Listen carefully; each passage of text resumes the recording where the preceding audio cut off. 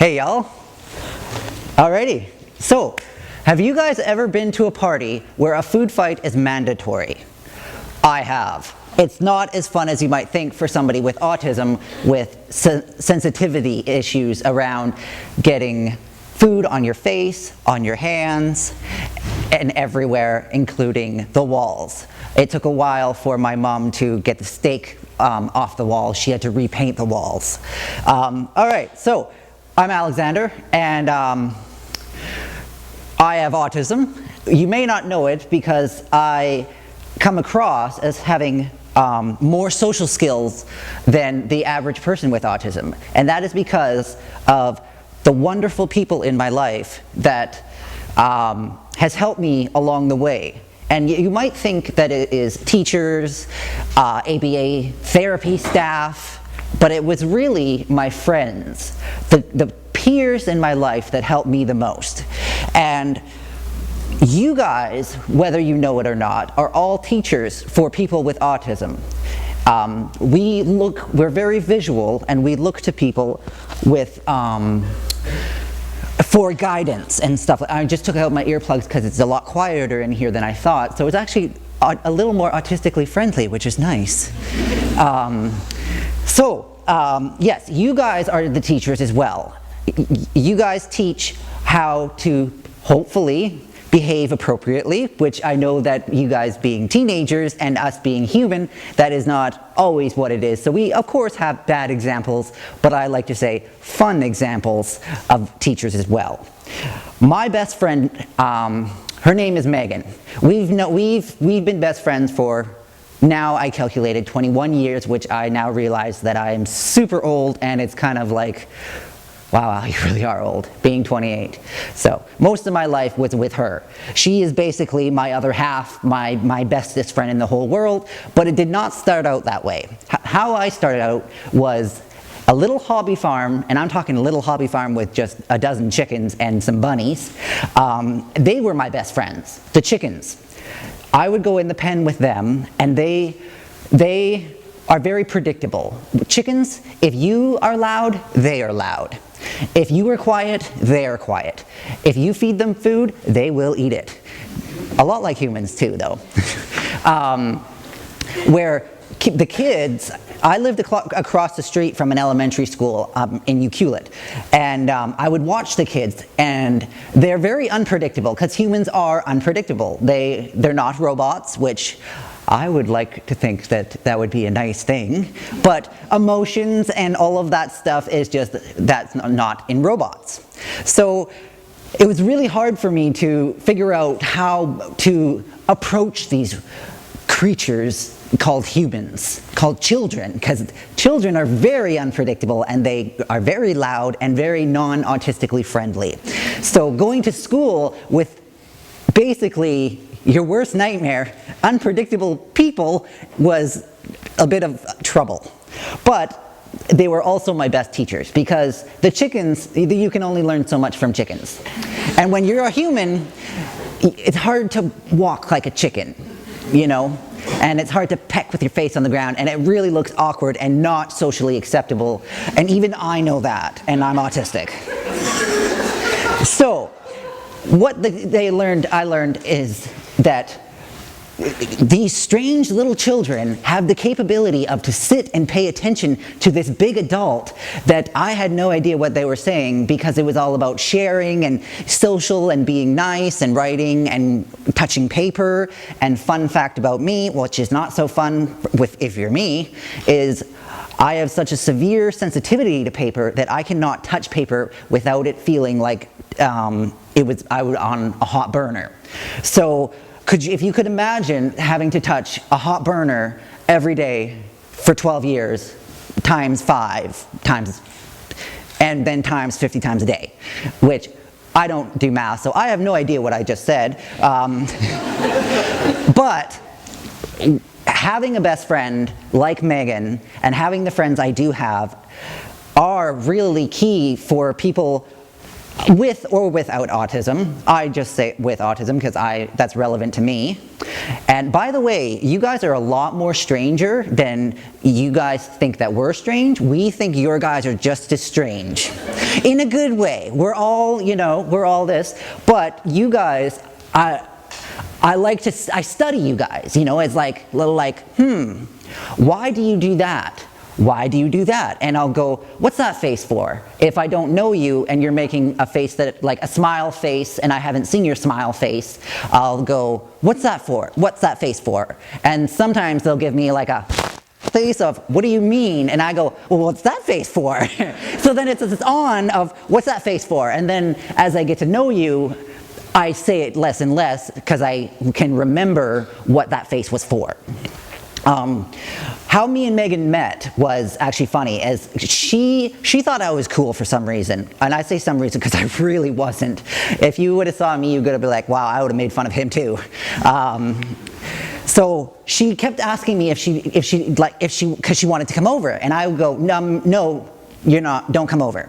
I wasn't super verbal back then, but I certainly, when I was verbal, there was no, like, what do you guys call it, sugarcoating or easing. It was, how would you like to, can I come over to your house? Instead of the, socially acceptable one would be, I think I might be busy, but I will see. I've heard that. But I just said, no, you're not allowed. So after months of going, no, you're not allowed, and she was persistent. Like, I would think that she would have gave up already. But no, 20 years later, she still is always over. So she found out after months of getting denied by me, and rudely denied by me, she found out that she should ask my mom. And so my mom, of course, was like, yeah, sure, okay, social. She's all about, like, how do I make this kid social so he can grow up and not, have a tough time in his world. Her goal was, when you're 25, you are not going to have me holding your hand. When you're 25, you're not going to have me do this. When you're 25, you're going to be able to function. So her thing was, she's going to bring a whole bunch of these little, unpredictable little children over, a bunch of them, all the time, I mean like all the time. We had like sleepovers, and we had movie nights, and we had food fight nights. One of my birthday parties was, scarred me, but everyone else loved it. It was an inside out and backwards party. So, and if you know anything about people with autism, routine is everything. So my mom was like, well, Al, when you're 25, you can't control the world, and the routine is not going to cater to you for every moment.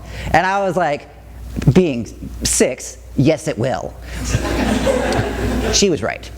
So what happened was, she's like, okay, all the kids, you got to come over with your clothes inside out and backwards. Try putting on jeans inside out and backwards. It's really weird. Your shoes backwards. The table was flipped upside down. The chairs were upside down. You had to eat with your face. On the table, there was no plates, no utensils or anything like that, because that would be normal, right? She wanted to really mess it up. And let me tell you, I'll tell you a simple thing that still messes me up even this morning. I have 2 cups of coffee, one in each hand, because I like pairs. I'm OCD too. So this morning, I knew that I was coming here, and I knew that I was going to Tim Hortons because I love Timmy's, and Timmy's is nice, and come on, Canadians, let's go Timmy's. So I did not have my 2 cups of coffee today because I did not have time.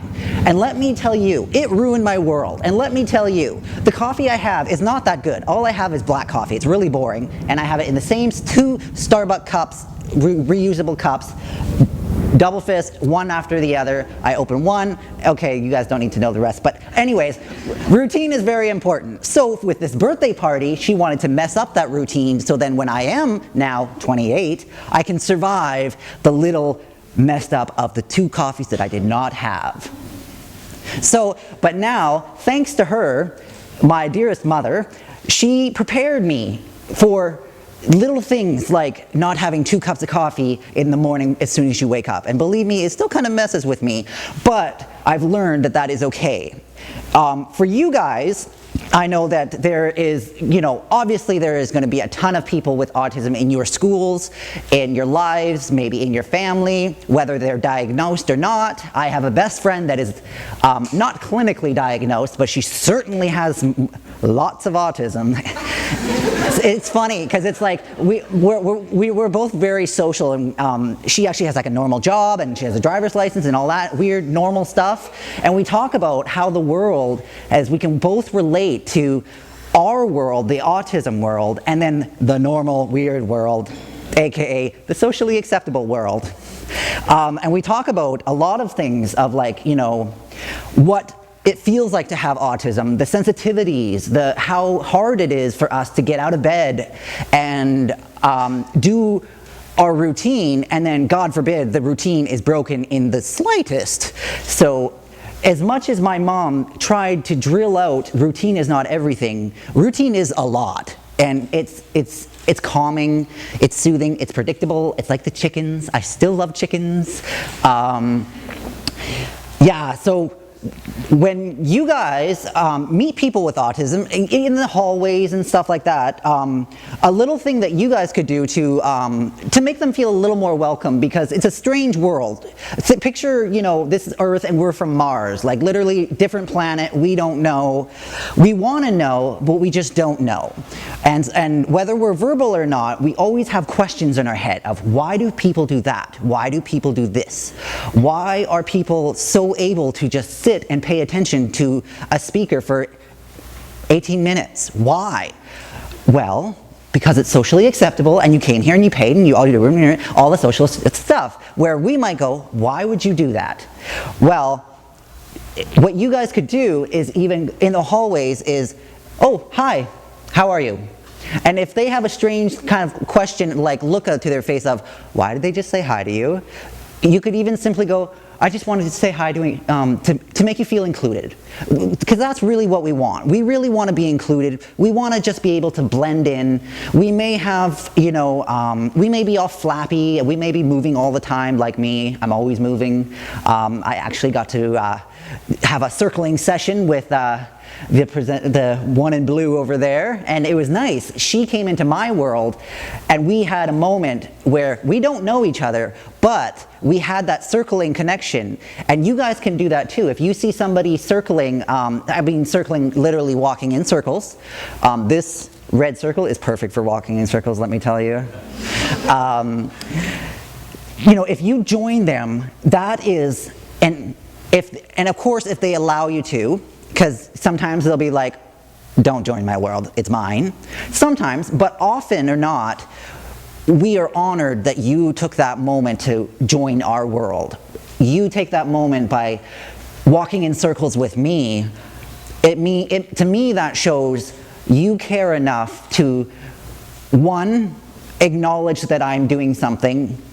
2, you'll get to know maybe how it feels, to really, why am I doing it? It's calming, it's nice, it's relaxing, it's predictable because it's a circle, it doesn't end, routine.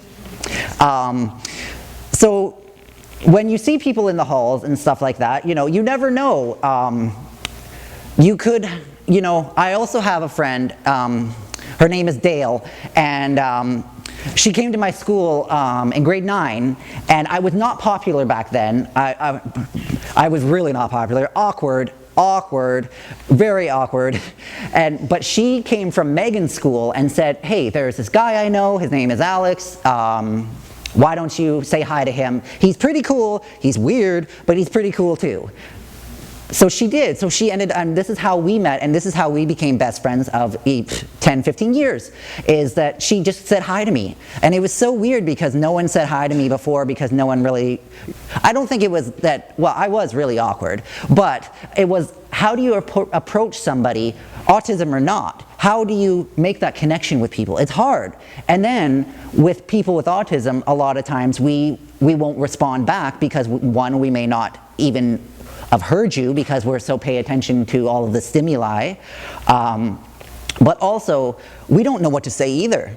You know, it's where I'm so now robotic that I go, you know, somebody goes, hey, how are you? I'm good. Even if I'm not, I'm good. So and you'll be able to tell by like my tone of voice, be like, hey, how are you?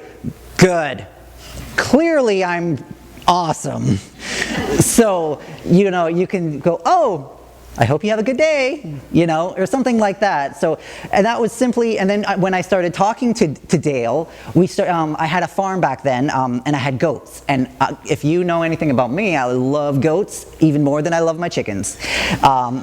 So she would talk to me about my goat Kate, and I'd tell her stories about little funny stories, and you know, it was funny because even back then, which I just actually remembered, she'd go, oh wow, you should be like a stand-up comedian, and I'm like, yeah, no, I'll never do that.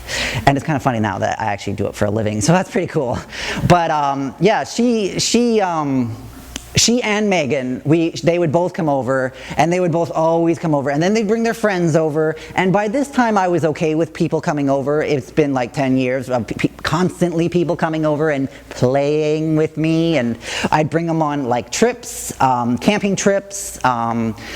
It was a lot also about the parents is really key to foster the outside friendship of school. Because school, you have your school friends, but a lot of times they might not be your home friends, where the parents really got to get involved and go, okay, I'm going to bring my kid over, whether your kid likes it or not, and then my mom would go, he's not going to like it, but yes, bring him over, or bring her over, and stuff like that. So there's a lot of fostering and a lot of time and effort that everyone has to, the kids, the parents, all have to get involved to really keep a friendship going. So I'm going to end it now, but my kind of challenge to you is there are so many people with autism in this town, really.